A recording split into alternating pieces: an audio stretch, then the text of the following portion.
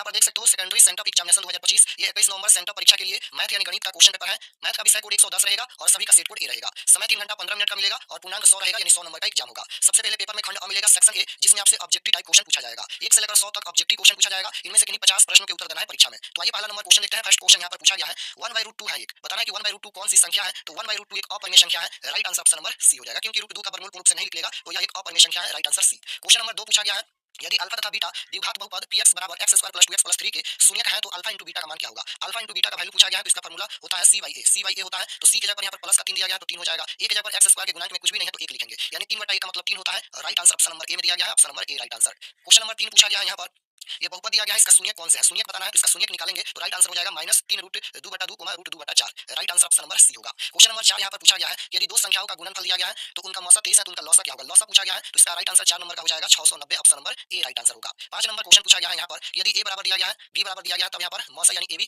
का वैल्यू पूछा गया है तो इसका मौसा कैसे निकालेंगे। तो यहाँ पर देखिए दोनों में जो कॉमन होगा वही इसका मौसा होगा। तो दोनों में कॉमन क्या है ए और बी का यहाँ पर ये फैक्टर दिया गया है। दोनों में कॉमन क्या है तो यहाँ पर 2 की पावर 2 है और यहाँ पर 2 की पावर 3 है तो कॉमन क्या होगा। तो 2 की पावर 2 कॉमन होगा गुना यहाँ पर 3 की पावर 3 है और यहाँ पर 3 की पावर 2 है तो कॉमन क्या होगा। 3 की पावर 2 कॉमन होगा गुना यहाँ पर 5 की पावर 4 है और यहाँ पर 5 की पावर 1 है तो कॉमन क्या होगा 5 कॉमन होगा। तो यहाँ पर 2 दूना 4 हो जाएगा गुना 3 9 गुना 5 गुना करेंगे तो यहाँ पर 180 इसका राइट आंसर हो जाएगा यानी इसका मौसा 180 होगा। ऑप्शन नंबर बी में दिया गया है। Right answer option number B होगा। क्वेश्चन नंबर 6 नंबर क्वेश्चन पूछा गया है कि निम्नलिखित में कौन बहुपद नहीं है। यहाँ पर बहुपद नहीं पूछा गया है तो 1/x-1 ये बहुपद नहीं है। राइट आंसर ऑप्शन नंबर सी होगा। 7 नंबर क्वेश्चन है कि समीकरण निकाय का कितना हल है। हल पूछा गया है तो a1/a2 बराबर b1/b2 बराबर c1/c2 के फार्मूला से चेक करेंगे तो इसका आंसर क्या आएगा। चेक कर लेते हैं। a1 की जगह पर 1, a2 की जगह पर 2 दिया गया है, b1 की जगह पर 2 है प्लस का 2 है, b2 की जगह पर 4 है, c1 की जगह पर -8 है, c2 की जगह पर 16 है। तो 1/2 बराबर ये 2 गुना 4 1/2 और बराबर में 8 गुना 16 ये माइनस का 1/2 होगा। तो a1/a2 बराबर है b1/b2 लेकिन बराबर नहीं है c1/c2 के। इसका कोई हल नहीं होगा। राइट आंसर ऑप्शन नंबर सी होगा। क्वेश्चन नंबर 8 पूछा गया है यदि किसी द्विघात बहुपद के शून्यों का गुणनफल 4 गुणनफल 1 है तो द्विघात बहुपद क्या होगा। द्विघात बहुपद का फार्मूला होता है x² minus alpha plus beta into में x होता है और प्लस में यहाँ पर अल्फा इंटू बीटा होता है। ये द्विघात बहुपद का फार्मूला होता है। तो x² है तो x² minus alpha plus beta का वैल्यू यहाँ पर 4 दिया गया है तो 4 हो जाएगा। x से गुना करेंगे तो 4x हो जाएगा और प्लस में अल्फा इंटू बीटा का वैल्यू 1 दिया गया है तो 1 हो जाएगा। यही द्विघात बहुपद होगा x² minus 4x plus 1। Option number B में दिया गया है x² minus 4x plus 1। Option number B right answer. Question number 9 पूछा गया है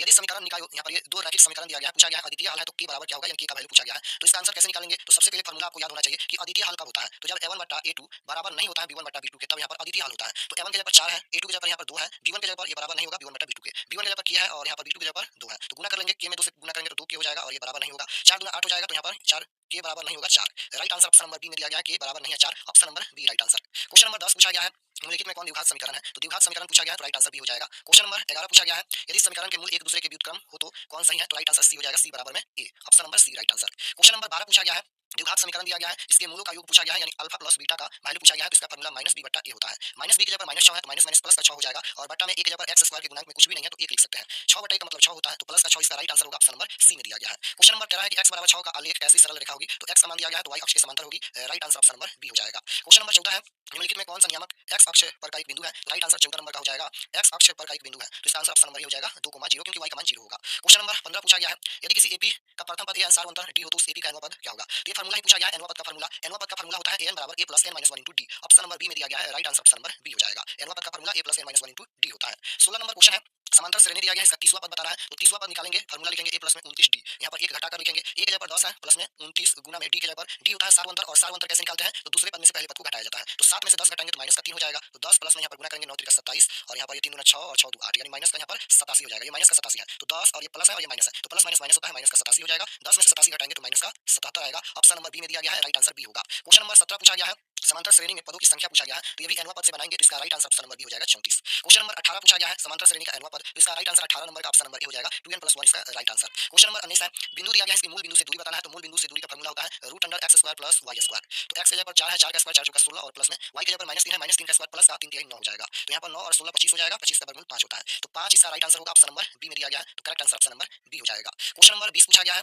sin square 65 degree sin square 25 degree का मान क्या होगा। तो इसका आंसर क्या होगा। क्वेश्चन नंबर 20 का राइट आंसर 1 हो जाएगा। Option number A right answer.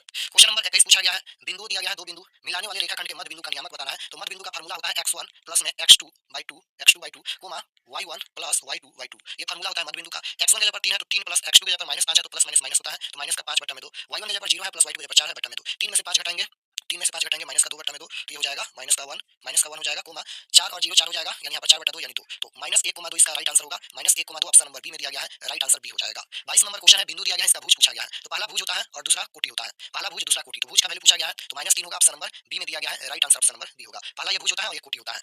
23 number question है कि द्वितीय चतुर्थांश में बिंदु के नियामक होंगे। द्वितीय चतुर्थांश में क्या होता है? प्रथम में होता है प्लस कोमा प्लस और द्वितीय में होता है माइनस कोमा प्लस, और यहाँ पर तृतीय में क्या होता है? तो माइनस कोमा माइनस होता है और चतुर्थ में प्लस कोमा माइनस होता है। तो पूछा गया कि द्वितीय चतुर्थांश में बिंदु के नियामक, द्वितीय में पूछा गया, तो द्वितीय में क्या होता है? माइनस प्लस होता है। तो देखिए किसमें माइनस प्लस है, माइनस प्लस -2 और +3, minus plus option number B में है, तो right answer option number B हो जाएगा। 24 नंबर क्वेश्चन है, 24 नंबर क्वेश्चन है कि किसी त्रिभुज के शीर्षों के नियामक दिया गया है, तो उसके केंद्र के नियामक होंगे। केंद्र का नियामक पूछा गया है, तो x1 + x2 + x3/3 y1 + y2 + y3/3 से इसका आंसर -2,1 आ जाएगा, option number B right answer. Question number 25 पूछा गया है कि त्रिभुज एबीसी एक समकोण त्रिभुज है जिसमें कोण c 90 डिग्री है, तो cos a + b का मान क्या होगा? तो right answer option number A हो जाएगा, 0 इसका राइट आंसर होगा। 26 नंबर क्वेश्चन पूछा गया है, 28 सेंटीमीटर त्रिज्या वाले वृत्त की परिधि क्या होगी? वृत्त की परिधि पूछा गया है, तो इसका राइट आंसर हो जाएगा, सबसे पहले व्यास दिया गया है, तो r का वैल्यू 14 होगा, तो यहाँ पर वृत्त का परिधि होता है 2πr, तो यहाँ पर 2 गुना पाई का मान 22/7, आर का मान 14 है, तो 14 7 गुना 14 हो जाएगा, तो 22 गुना 44 गुना 88 इसका राइट आंसर होगा। 88 सेंटीमीटर ऑप्शन नंबर बी में दिया गया है, right answer option number B होगा। क्वेश्चन नंबर 27 है, वृत्त की सबसे लंबी जीवा कहलाती है, तो वृत्त की सबसे लंबी जीवा व्यास कहलाती है, right answer option number B होगा। 28 नंबर क्वेश्चन है कि tan थीटा गुना cot थीटा का मान क्या होगा? तो इसका मान 1 होता है, ये फार्मूला ही है, इसका मान 1 होता है, या फिर आप लोग यहाँ पर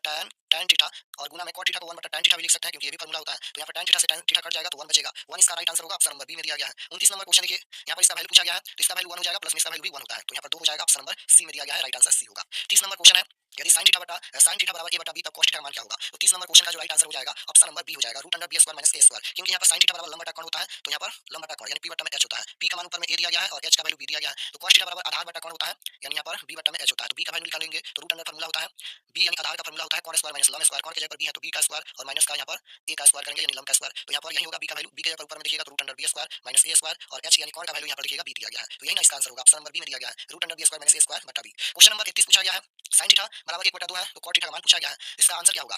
sin थीटा बराबर 1/2 दिया गया है, तो कितना डिग्री का मान होता है? 30 डिग्री का मान होता है, sin 30 डिग्री का मान होता है 1/2, तो cot 30 डिग्री का मान क्या होगा? यहाँ पर थीटा जब 30 डिग्री रखेंगे, तो cot 30 डिग्री का मान होता है √3, right answer option number B हो जाएगा। 32 नंबर क्वेश्चन है कि यदि √3 tan 2 थीटा बराबर 3, तब थीटा का मान क्या होगा? थीटा का वैल्यू पूछा गया है यहाँ पर, तो इसका आंसर 30 डिग्री हो जाएगा, थीटा का value option number B right answer. Question number 33 पूछा गया है कि sec 90 डिग्री माइनस थीटा बराबर क्या होता है? तो ये भी फार्मूला ही पूछा गया है, sec 90 डिग्री माइनस थीटा बराबर cosec थीटा होता है, option number B right answer होगा। 34 नंबर क्वेश्चन है कि r त्रिज्या वाले वृत्त में थीटा के त्रिज्याखंड का क्षेत्रफल, ये भी फार्मूला ही पूछा गया है, πr² थीटा बटा 360 हो जाएगा, option number D right answer होगा। क्वेश्चन नंबर यहाँ पर 35 पूछा गया है, 35 नंबर क्वेश्चन है कि दो वृत्तों के क्षेत्रफल का अनुपात 9:4 है, तो उनकी परिधियों का अनुपात क्या होगा? परिधि का अनुपात पूछा गया है, तो रूट लगाएंगे, 9 अनुपात यहाँ पर 4 है, 9 का वर्गमूल 3 होता है, 4 का 2 होता है, तो 3:2 इसका राइट आंसर ए हो जाएगा, option number A right answer. Question number 36 है कि आर्क त्रिज्या वाले अर्धगोले का संपूर्ण पृष्ठ क्षेत्रफल होगा, ये भी फार्मूला ही पूछा गया है, 2πr² होता है, ऑप्शन नंबर सी राइट आंसर हो जाएगा। 37 नंबर क्वेश्चन है, किसी बेलन के आधार की त्रिज्या 2 सेंटीमीटर, ऊंचाई 14 सेंटीमीटर, उस बेलन का आयतन क्या होगा? तो इसका right answer option number A हो जाएगा, 176 सेंटीमीटर क्यों, option number A right answer होगा। क्वेश्चन नंबर 38 है, यदि किसी गोले का व्यास दिया गया है 14 सेंटीमीटर, तो इसका आयतन क्या होगा? गोले का आयतन होता है 4/3πr क्यों, इस फार्मूला से बनाएंगे तो इसका आंसर हो जाएगा 4312/3 सेंटीमीटर क्यों, ऑप्शन नंबर सी राइट आंसर। क्वेश्चन नंबर 39 है, किसी शंकु के आधार की त्रिज्या 5 सेंटीमीटर दिया गया है, उसकी ऊंचाई 12 सेंटीमीटर दिया गया है, तो इसका वक्र पृष्ठीय क्षेत्रफल क्या होगा? तो शंकु का वक्र पृष्ठीय क्षेत्रफल होता है πr/l होता है, पाई का मान 22/7, लेकिन यहाँ पर सभी में पाई दिया गया है, तो पाई रहने देते हैं, और r की जगह पर त्रिज्या 5 सेंटीमीटर दिया गया है, तो 5 गुना l यानी ऊंचाई दिया गया है 12, तो 12 × 5 = 60 हो जाएगा, यानी 60 पाई इसका राइट आंसर होगा, ऑप्शन नंबर ए में दिया गया है, राइट आंसर ये होगा। 40 नंबर क्वेश्चन है, यदि किसी घन की एक भुजा 5 सेंटीमीटर है, तो इसका संपूर्ण पृष्ठीय क्षेत्रफल क्या होगा? तो राइट आंसर हो जाएगा 150 सेंटीमीटर स्क्वायर। क्वेश्चन नंबर 41 है कि प्रथम 20 विषम पारगम्य संख्याओं का योग पूछा गया है, तो इसका right answer option number C हो जाएगा 400। क्वेश्चन नंबर 42 है, यहाँ पर बहुलक पूछा गया है, तो जो संख्या बार बार रिपीट हुआ है वही इसका बहुलक होगा, इनमें सबसे ज्यादा बार रिपीट हुआ है 3, तो 3 इसका बहुलक हो जाएगा, option number B right answer. 43 number question है कि ए और बी का समांतर माध्य क्या होगा? तो ए और बी का समांतर माध्य का ही फार्मूला होता है a + b/2, option number B right answer होगा। क्वेश्चन नंबर 44 है, किसी ब्रह्मांड सारणी का मान और बहुलक दिया गया है, तो माध्यिका क्या होगी? तो राइट आंसर क्वेश्चन नंबर 44 का ऑप्शन नंबर सी हो जाएगा 24। क्वेश्चन नंबर 45 देखिए, माध्यिका पूछा गया है, तो माध्यिका कैसे निकालेंगे? सबसे पहले छोटी संख्या से सजाएंगे, तो यहाँ पर सबसे छोटी संख्या 1 है, 1 कोमा उसके बाद यहाँ पर 1 के बाद 2 है, 2 के बाद 4 है, 5 है, 6 है, 7 है, 9 है, इतना ही संख्या है, तो 3 संख्या इधर से 3 संख्या इधर से, बीच में 5 बचा, तो 5 इसका माध्यिका हो जाएगा, option number B right answer. Question number 46 पूछा गया है, निम्नलिखित में कौन सी संख्या एक घटना की प्रायिकता नहीं हो सकती है? तो इसका राइट आंसर क्या हो जाएगा? 1.5 है, यानी 1 से ज्यादा है, तो इसकी प्रायिकता नहीं होगी, क्योंकि प्रायिकता का अधिकतम मान 1 ही होता है। निश्चित घटना की प्रायिकता 1 होती है, निश्चित घटना की प्रायिकता होती है, देखिए पूछा गया तो 1 होती है, निश्चित घटना की प्रायिकता 1 होती है, और संभव घटना की प्रायिकता 0 होती है। 48 नंबर क्वेश्चन है, एक ठोस गोले जिसकी त्रिज्या 9 सेंटीमीटर पिघलाकर एक ठोस बेलन बनाया गया है, जिसकी त्रिज्या 9 सेंटीमीटर है, तो बेलन की ऊंचाई पूछा गया है, तो राइट आंसर 48 नंबर का 12 सेंटीमीटर हो जाएगा, option number A. 49 number question है, किसी ऊर्ध्वाधर स्तंभ की ऊंचाई एंड उसकी जमीन पर छाया की लंबाई बराबर है, तो सूर्य का उन्नयन कोण पूछा गया है, तो राइट आंसर 45 डिग्री हो जाएगा, सूर्य का उन्नयन कोण। 50 नंबर क्वेश्चन है, यदि ए और बी अभाज्य संख्या है, तो ए बी का मौसा ए बी होगा, option number B right answer. 51 number question देखिए, भाज ए भाजक बी के लिए a बराबर b क्यू प्लस r में शेषफल r के लिए कौन सा संबंध सही है? तो right answer option number C हो जाएगा। तो 50 क्वेश्चन का ही आंसर देना है आपकी परीक्षा में।